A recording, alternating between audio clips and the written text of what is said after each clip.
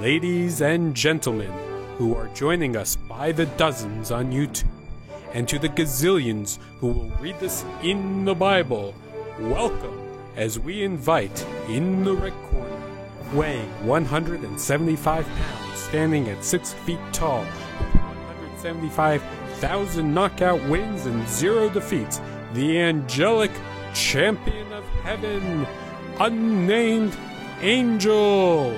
And standing in the blue corner is a opponent, weighing 102 pounds, standing 5 feet 1 inch tall.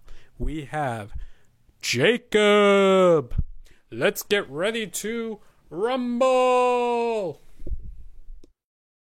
Hi, I'm Rabbi Jason Holtz from Temple Kilat Chaim in Roswell, Georgia.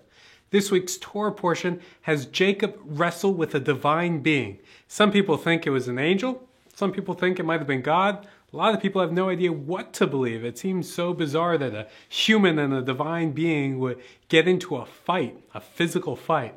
Now, lots of different ways to understand it. One way might be literally, nothing wrong with that. But there's other ways in which people struggle with God. We struggle with our own faith, certainly. Sometimes we struggle with tradition. Sometimes we struggle with what our faith is trying to tell us.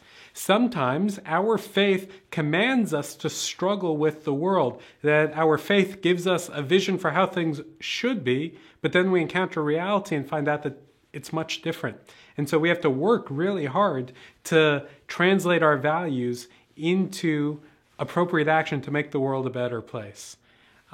Abraham is actually, not in this week's Torah portion, but he's a great model for somebody who struggles. Abraham rebelled against his father. His father was said to be an idol maker. Abraham smashed his dad's idols. Abraham later on challenged God over a matter of justice. God wanted to wipe out a few cities because they were wicked. And Abraham said, hang on a second, maybe there's innocent people there. Jacob is just the latest to have this kind of struggle, to have this kind of wrestling match, as it were. And Jacob is renamed Israel. Israel means somebody who wrestles with or somebody who struggles with God. And Jews after Jacob have taken that name for themselves, Israel, the ones who struggle with God. Faith isn't always easy. It's not always relaxing or refreshing. It's not always a place that we turn to for solace and comfort. It can be all that. In fact, Shabbat, the holiest day of not just the week, but the year, except for Yom Kippur perhaps, but Shabbat is a time that we are meant to create a time for comfort and a time for rest and a time to become refreshed.